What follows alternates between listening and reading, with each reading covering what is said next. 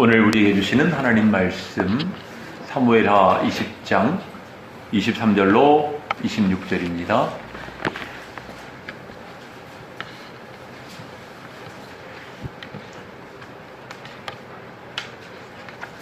우리 넉 절 말씀 다같이 한 목소리로 읽으시겠습니다. 시작. 요압은 이스라엘 온 군대의 지휘관이 되고 여호야다의 아들 브나야는 그렛 사람과 블렛 사람의 지휘관이 되고 아도람은 감역관이 되고 아일루스의 아들 여호사밧은 사관이 되고 수아는 서기관이 되고 사독과 아비아달은 제사장이 되고 야일 사람 이라는 다윗의 대신이 되니라. 아멘. 오늘도 예배에 참여하신 여러분들, 우리 주님의 은혜와 평강이 여러분들과 함께 하시기를 주의 이름으로 축원합니다. 우리나라 역사 가운데 가장 태평성대를 이루었던 때는 세종대왕 때인 것으로 알려져 있는데요. 그 비결은 인재를 잘 등용했기 때문이라고 평가되고 있어요. 인재를 골고루 잘 등용했다. 세종이 1447년에 과거시험을 시행을 했어요. 별시문과라고 하는 과거시험을 시행했는데 이 과거시험을 시행하면서 시제를 인재를 구하여 쓰는 법, 이런 제목을 냈습니다. 여러 사람들이 와서 시험을 치르지 않겠어요? 그 가운데 장원급제한 한 사람이 나왔는데 이 사람은 불과 18살의 나이에 인 강희맹이라는 사람이었어요. 18살이면 우리나라 고등학생 정도의 나이인데 장원급제를 한 것입니다. 이 강희맹은 훗날 조선의 뛰어난 문장가요, 또 공평하고 공정한 정치를 한 사람으로 알려져 있지요. 그래서 세종대왕과 성종에게 아주 총애를 받았고요. 특히 이 사람 지금 이야기한 것처럼 18살의 나이에 장원급제를 해서 벼슬길에 올랐는데 이후에 그는 병조판서 또는 우찬성, 좌찬성 이런 요직들을 거치게 됐어요. 신숙주와 함께 아주 대단한 책을 내기도 하고요. 이런 유명한 인물이 되었는데 이 사람을 장원급제하게 했던 그 시제에 대한 답안, 인재를 구하여 쓰는 법이라고 하는 시제에 대한 답안은 오늘날까지도 유명하게 전해지고 있어요. 그 내용을 좀 소개할 테니까 잘 들어보세요. 이 사람이 쓴 답안입니다. 한 시대가 부흥하는 것은 그 시대에 반드시 그 시대에 인물이 있기 때문이고, 한 시대가 쇠퇴하는 것은 임금을 도와 세상을 구제할 만큼 유능한 인재가 없기 때문입니다. 그러므로 왕은 인재를 분류하고 기르는 일에 힘써야 합니다. 국가의 운영을 맡길 만한 가장 뛰어난 인재는 마음의 중심이 확고하고 왕에게 충성하며 부지런히 일하면서도 자기 이름이 드러나는 것을 조심하는 사람입니다. 하지만 반드시 물리쳐야 하는 사람은 재주는 있지만 여색을 밝히고 끊임없이 재물과 명예를 탐하면서도 부끄러워할 줄 모르는 사람입니다. 그 이외의 사람은 다 교화의 대상으로 가르치고 기다려 주어야 합니다. 세상에 완전한 사람은 없기 때문입니다. 적합한 자리에 기용하면서 인재로 키워나가야 합니다. 가능한 한 그 사람의 단점이 드러나지 않고 장점을 활용하는 데 노력한다면 왕은 모든 사람을 활용하실 수 있을 것입니다. 이 내용이에요. 지금 소개한 이 답안의 내용을 요약해보면 사람 됨됨이를 바로 분별해서 가까이 할 사람과 멀리 할 사람을 구분해야 한다는 것이고, 또 사람을 길러내기 위해서는 일을 맡겨주어서 검증하고 또 기다려주면서 사람마다의 장점을 발휘하게 해주어야 한다는 것입니다.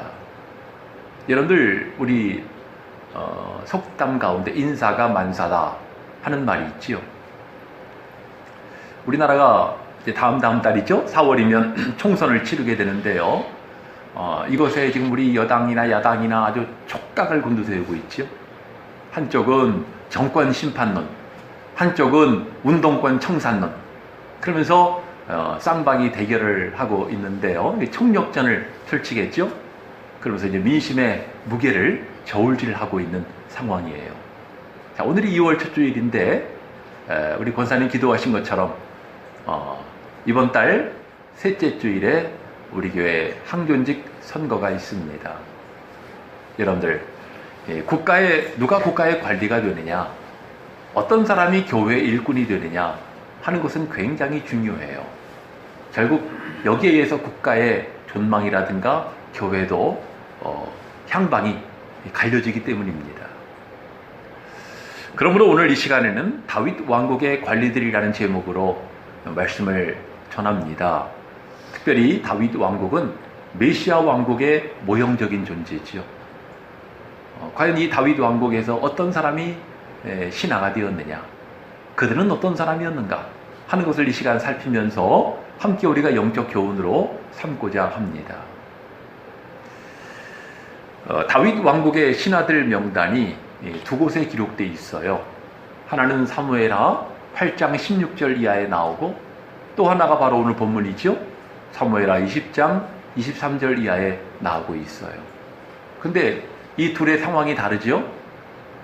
사무엘하 8장의 관리들의 이름은요, 다윗이 이제 비로소 온 이스라엘의 왕으로 추대가 되면서, 그러면서 이제 주변 지역을 물리치고 영토를 확장합니다. 아주 강성한 나라를 만들게 되죠. 그러면서 이제 바로 이 국가 조직, 왕국의 조직을 이제 관리들을 임명한 것입니다. 그리고 오늘 본문인 20장의 내용은 압살롬의 난에 이은 세바의 반란, 이것을 진압하고 난 후에 이제 그 국정 조직을 개편한 모습인 것이지요. 그런데 이 두 곳을 비교해 보면 오랜 시간 차이가 있음에도 불구하고 큰 변화가 없다는 것을 느끼게 됩니다. 압살롬과 세바의 반란에, 연이은 반란에 이것이 마무리가 되자 다윗은 중요한 요직에 사람들을 배치함으로써 왕국을 재정비하게 되었는데요. 오늘 우리가 읽은 내용 가운데 보시면은 이제 요압은 온 이스라엘 온 군대의 총사령관이 됩니다. 그만큼 이제 공로가 큰 거죠. 그 다음 이 브나야라는 사람이 나오는데 이 사람은 그렛 사람과 블렛 사람의 지휘관이 되었다 그랬어요. 이 사람은 브나야는 왕실 근위 대장이라고 할 수가 있어요. 친위 대장. 그리고 그렛 사람과 블렛 사람도 역시 그 충성을 다한 외국 용병들입니다. 그래서 다윗이 믿고 맡길 수 있는 사람들이었기 때문에 다윗의 친위대로 삼은 거예요. 또 곡물과 세금을 관장하는 감역관으로 아도람을 세우게 되고, 그 시대의 역사를 기록하는 사관으로 여호사밧이 임명이 되죠.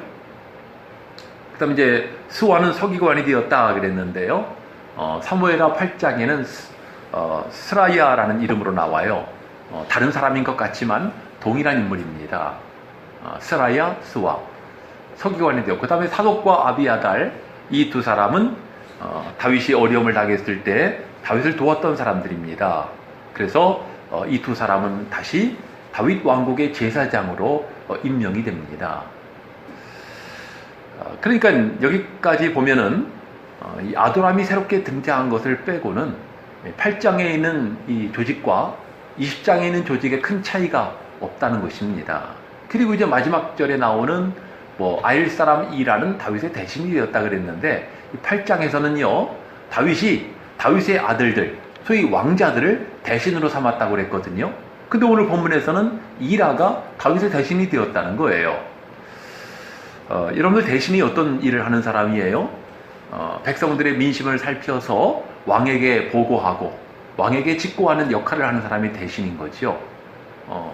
근데 이 다윗 왕은 압살롬의 난을 겪은 이후에 이제 이라라고 하는 사람, 이 사람이 어떤 사람인지는 잘 모르지만 왕의 최측근이었던 것으로 보여집니다.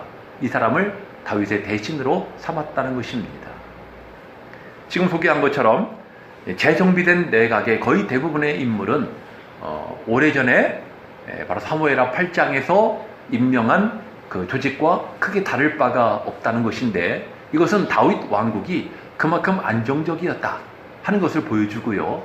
동시에 그 직책을 맡은 사람들이 저마다 자기 자리에서 충성했기 때문에 이들이 지속적으로 바로 이런 요직에서 일할 수가 있었다는 것이지요. 자, 그래서 이 시간에 우리가 사무엘하 8장과 20장 두 곳의 조직을 비교하면서 오늘 이 시대에 하나님이 우리에게 어떤 영적 교훈을 주시는지 우리가 함께 상고하고 은혜를 받고자 하는 것이죠. 자, 이 두 곳의 내용을 살피면서 우리가 깨닫게 되는 첫 번째 교훈은 수고하고도 비참하게 된 인물들이 있었다는 것입니다. 수고하고도 비참하게 되었다. 여러분들 지금 보시는 것처럼 다윗 왕국의 조직에서 가장 먼저 언급되는 사람이 요압이에요. 요압. 이 사람은 다윗의 친척이기도 합니다. 그러니까 정확히 말하면 다윗의 여동생이 스루야인데, 이 스루야라고 하는 여동생의 세 아들이 있었습니다. 그 세 아들이 요압, 아비새, 아사엘이에요. 이 세 아들이 다윗의 자기 말하는 삼촌인 거죠. 삼촌의 측근으로서 일을 한 거예요. 그 가운데 측근의 수장으로 일한 사람이 바로 요압입니다. 이 요압은 다윗이 사울을 피해서 도망 다닐 때 생사고락을 함께한 사람이에요. 정확히 언제부터 다윗과 함께 했는지는 알 수 없지만 추정컨대 사무엘상 22장을 보면 다윗이 사울을 피해서 도망 다니다가 이제 아둘람 굴에 숨게 되는데요. 근데 그때 환난당한 자와 비친 자와 모든 자들이 다윗에게 몰려들게 되었고, 그 가운데는 다윗의 형제들과 아버지의 온 집이 그리로 내려가서 다윗과 함께 거주했다, 이렇게 돼 있거든요. 그 무렵에 바로 이 다윗의 조카들인 요압이나 아비새나 아사엘도 그때 다윗과 함께한 것이 아니겠느냐, 이렇게 보여지는 것이죠. 이 다윗의 입장에서 보면은 친족이기도 하지만 은인이에요, 은인. 정말 이 요압이라든가 이 아비새나 아사엘 이 사람들이 없었으면요, 다윗은 일찍 죽었을 겁니다. 다윗의 생명을 보호하는 정말 이런 측근으로서의 일을 한 것입니다. 그런데 훗날 이들이 권력을 남용하게 되었다는 거예요. 다윗이 이스라엘의 왕으로 추대가 되면서 이들은 막강한 권력을 휘두르게 됩니다. 그러다 보니까 왕을 능가하는 권력을 휘두를 정도였어요. 그래서 다윗이 탄식하는 장면이 나옵니다. 사무엘하 3장 39절을 보면은 이 스루야의 아들들을 제어하기가 심히 어렵도다. 자기의 조카들임에도 불구하고 이들의 권력을 제어하기가 너무나 어렵다는 거예요. 거의 왕권을 능가하는 것 같은 세도를 부리고 했다는 것입니다. 결국은 이 늙은 다윗 왕의 허락 없이 자기들 마음대로 다윗의 아들 가운데 한 사람인 아도니아를 왕으로 추대하려고 했다가 반란으로 인해서 솔로몬 시대에 죽임을 당합니다. 비참하게 죽었어요, 요압. 참 이 다윗과 함께 오랜 동안 생사고락을 함께한 사람이잖아요. 다윗이 죽을 때 유언으로 남겼어요. 너는 요압을 평안히 죽게 하지 말아라. 여러분들, 이런 말을 할 정도면 얼마나 다윗의 마음에 참 이 요압이라는 인물이 가시였겠습니까? 그 요압을 평안히 죽게 하지 말라는 거예요. 그 솔로몬이 왕위에 오르면서 반란에 가담한 이 요압을 아주 비참하게 처형합니다. 여러분들, 참 이렇게 생사고락을 함께하고 어떤 지위를 얻게 되었을 때 이 권력을 남용하기가 쉽고요, 자기 자리를 지킨다는 것이 얼마나 중요한지 몰라요. 참 보면 그렇습니다. 저도 목회하면서 여러 사람을 겪는데 자기 자리를 지키는 사람 참 많지 않아요.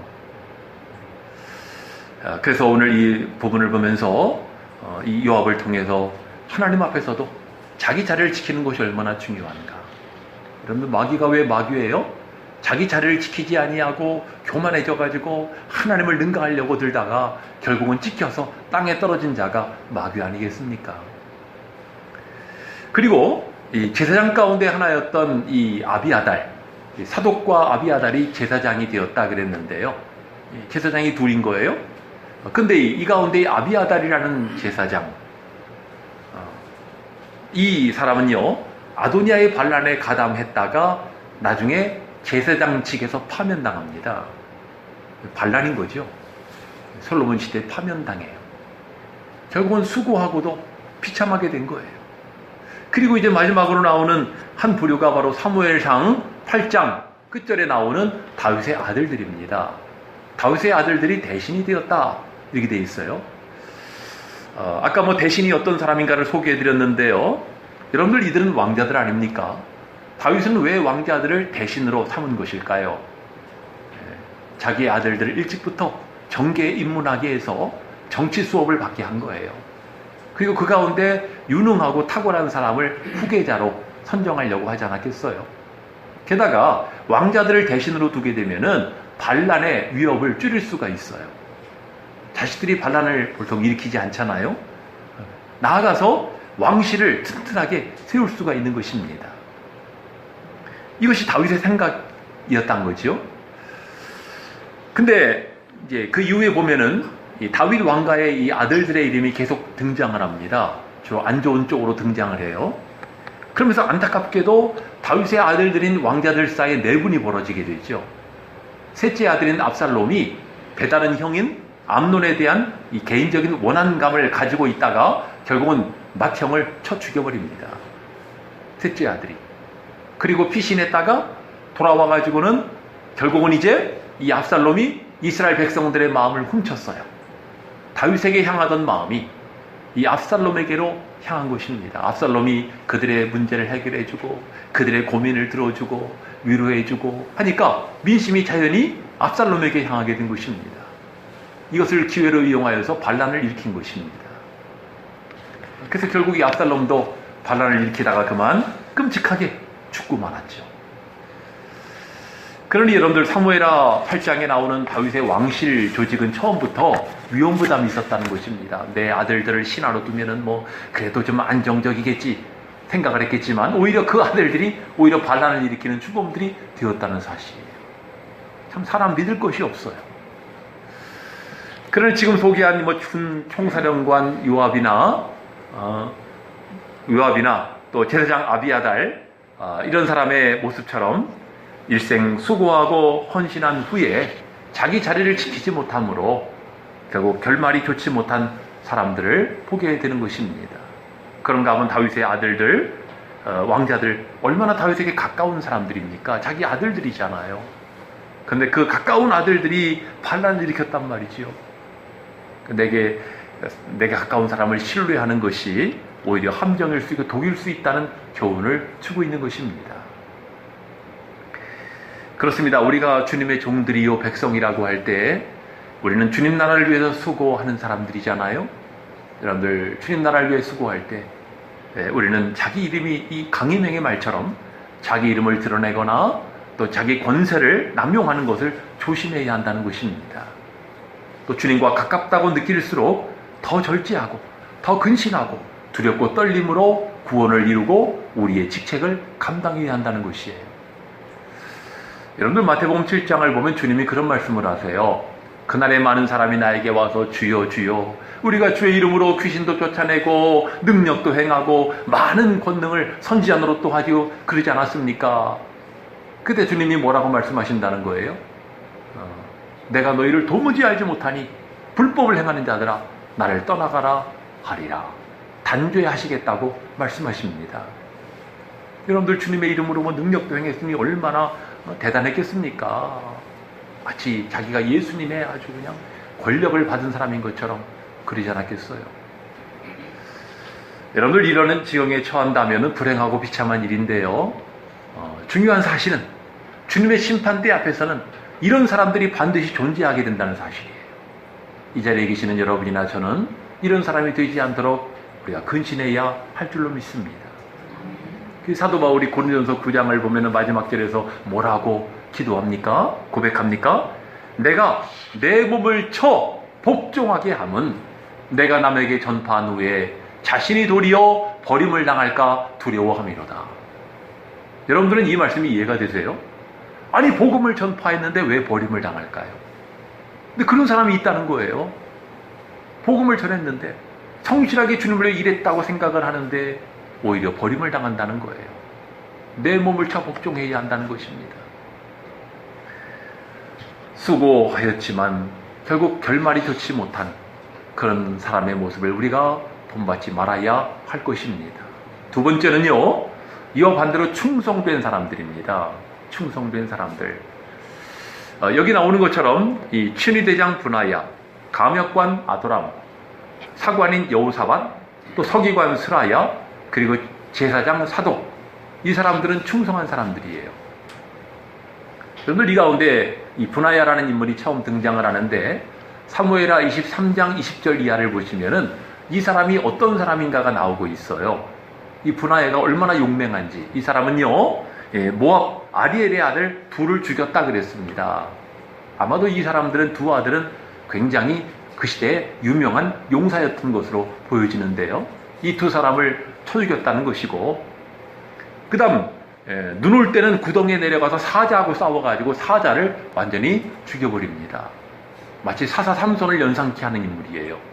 그런가 하면은 애굽의 거인 있었는데요. 이 애굽의 거인을 쳐 죽이는데 자기 손에 창이 있었어도 그 창을 버리고 막대기만 가지고 가가지고 그와 싸워가지고 그의 창을 빼앗아가지고 그를 찔러 죽입니다.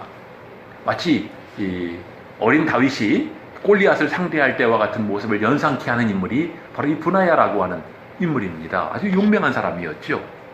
게다가 그가 거느리고 있는 이 친위대, 바로 그렛 사람과 블렛 사람들, 이 그렛 사람은 오늘날 크레타 섬 사람을 말하고 블렛은 갑돌 사람을 말합니다. 외국 용병들이에요. 외국 용병들이 있지만은 사무엘하 15장을 보면은 다윗이 압살롬의 난을 피해서 도망갈 때 어려움을 당했다고 배반하지 아니하고 끝까지 다윗 편에 서서 다윗과 함께했던 사람들이 그렛 사람과 블렛 사람들이었던 것입니다. 그러니까 이 난이 평정되고 난 후에 다윗은 믿을 만한 이 사람들을 다윗의 친위대로 삼은 것입니다. 그리고 수장으로 분하야를 임명한 것이죠. 또 사독과 아비아달, 여기 나옵니다마는 이 사독과 이 아비아달 역시 마찬가지입니다. 다윗 편에 서서 다윗을 도왔던 제사장들이에요. 여러분들 이 사람들이 얼마나 어려운 시절에 다윗과 함께 했습니까? 압살롬의 난 때 다윗 편에 서가지고 다윗을 도왔던 사람들이에요. 그래서 나중에 다윗이 두 사람을 중용합니다. 제사장들로 중용하게 되었어요. 그런데 이 두 사람 가운데 이 아비아달은 그만 말년에 이 아도니아를 왕으로 옹립하려고 하다가 결국 솔로몬 왕에 의해서 제사장직에 파면당하죠. 그런데 이것은 단순히 이 사건 하나로 끝나는 것이 아니고 하나님께서 일찍이 예언하신 사건이었어요. 이 아비아달이 누구냐면은 엘리 제사장의 남은 후손입니다. 사무엘상 1장을 보면 엘리 제사장의 두 아들은 불량자라고 그랬어요. 하나님의 제사를 능멸했습니다. 그래서 하나님께서는 엘리 제사장 집을 심판하겠다고 말씀하십니다. 내 집에서 모든 사람들이 젊어서 죽게 될 것이다. 그리고 내 후손들은 빌어먹게 될 것이다. 예언하셨거든요. 근데 이 말씀이 그대로 성취됩니다. 아비아달이 파면이 되고 빌어먹는 신세가 되고 만 것입니다. 그래서 결국은 사독 한 사람만이 제사장 가문을 형성하게 되는데 이 사독이 다윗 왕조의 충성된 종교 지도자, 제사장 가문으로서 일을 하게 되죠. 그리고 그 후손이 바로 예수님 시대의 사두개인입니다. 사두개인의 조상이 사독이지요. 여러분들 오늘 본문이 기록될 당시로 보면은 여기에 있는 인물들은 다 다윗에게 충성한 인물들입니다. 다윗은 오랜 시간 그들을 겪으면서 특히 어려운 날에 다윗을 도왔던 그들을 귀하게 보고 검증하고 그들에게 요직을 맡긴 것입니다. 여러분들 오늘 우리는 주님 앞에 충성된 사람들이 되어야 할 줄로 믿습니다. 특히 이들은 각자의 장점을 따라 어떤 이는 용사로, 또 어떤 사람은 서기관으로, 역사 자료를 맡은 사관으로, 또 제사장으로 이렇게 여러 가지 모양으로 일하지 않습니까? 재능을 따라, 특기를 따라 봉사를 했는데 오늘의 교회도 그렇습니다. 사람마다 각자의 장점이 있지 않겠어요?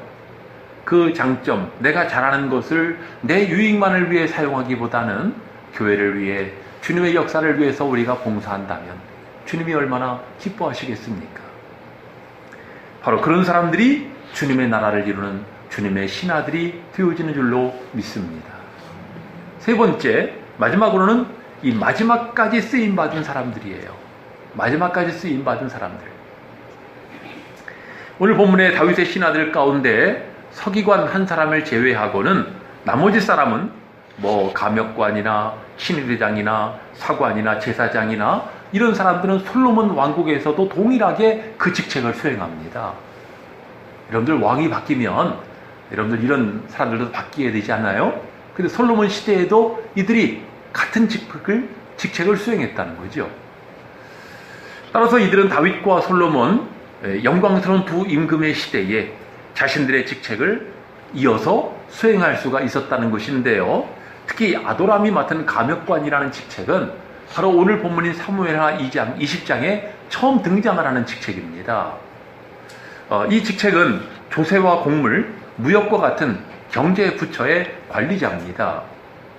다윗은 그의 왕국이 넓어지고 수입이 많아지게 되면서 이것을 관장할 수 있는 관리를 뽑은 것이죠. 아도람이라고 하는 이 사람을 감역관으로 뽑은 거예요. 그런데 이 아도람은 솔로몬 시대에도 동일하게 감역관으로 일했고 또 솔로몬의 아들인 르호보암의 시대에도 동일한 직책으로 일합니다. 그러니까 이 아도람은요, 다윗, 솔로몬, 르호보암 이 3대에 걸쳐서 감역관의 직책을 수행한 사람입니다. 웬만큼 충성되다고 인정받지 못하면 이렇게 오랫동안 일할 수 없죠. 열왕기상 4장을 보면 솔로몬 왕국의 관리들 명단이 기록되어 있어요. 이들은 대부분 다윗 시대의 직책을 그대로 승계한 사람들이죠. 즉 솔로몬은 부왕 다윗의 시대의 관리들을 중용했던 것을 볼 수가 있습니다. 우리 하나님은 신실한 사람들, 충성된 사람들을 끝까지 사용하시는 분이십니다. 누가복음 19장에 보면은요, 예수님이 말씀하신 문화의 비유 이야기가 나와요. 어떤 귀인이 왕위를 받아가지기 위해서 이제 먼 곳으로 떠나게 되었어요. 떠나면서 종 10사람을 불러서 각각 한 문화씩을 맡깁니다.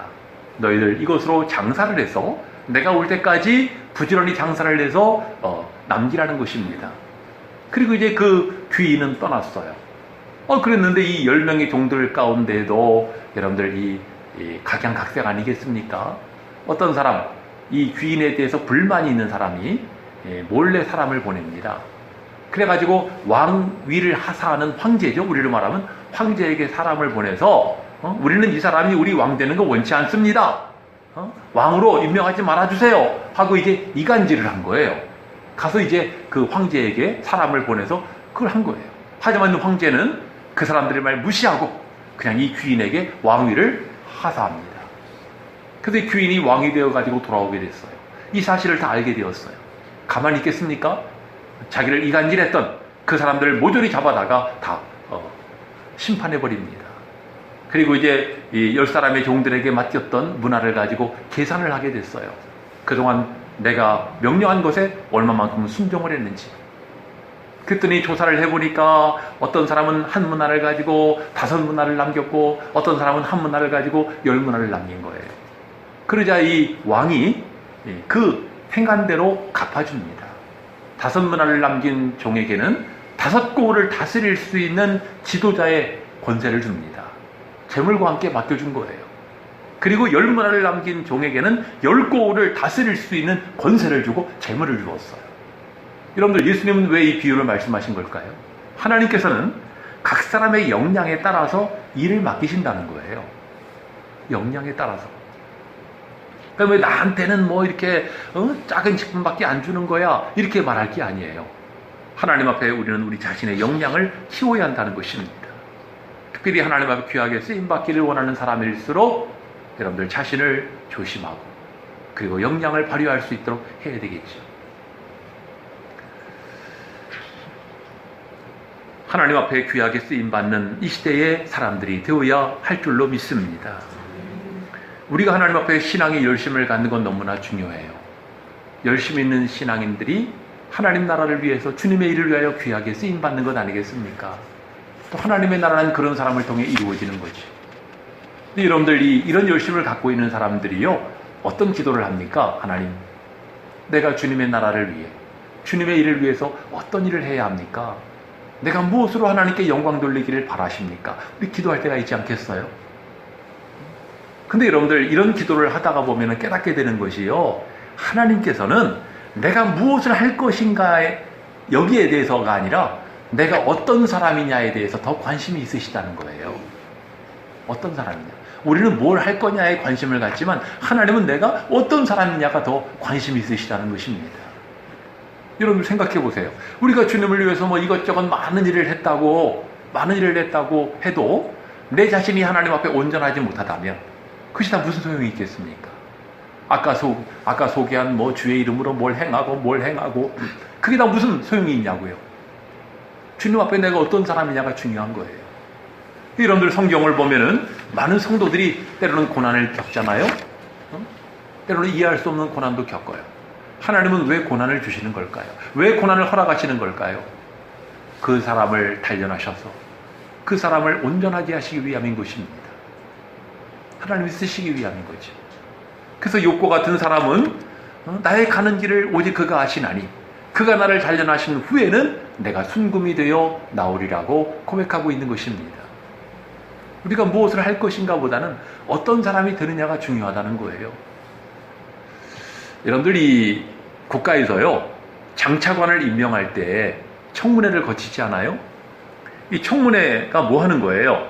그 사람이 어떤 사람인가를 검증하는 절차입니다. 그럼 그의 도덕성이라든가 청렴성이라든가 과거의 비위 사실이 없는가, 또는 이 직책을 감당할 만한 자질이 있는가 하는 것을 조사하는 것이 청문회란 말이죠. 이 중요한 직분을 맡을 때마다 더 이 강도가 세집니다. 아주 집요하게 파고들어요. 이렇듯 국가의 관리를 세울 때도 국민의 관심은 그가 무엇을 할 수 있느냐보다는 그가 어떤 사람인가에 더 집중을 하는 거거든요. 하나님도 마찬가지예요. 우리가 주님의 일을 할 때 내가 무엇을 할 수 있느냐보다 내가 어떤 사람이냐를 하나님은 눈여겨보시는 것입니다.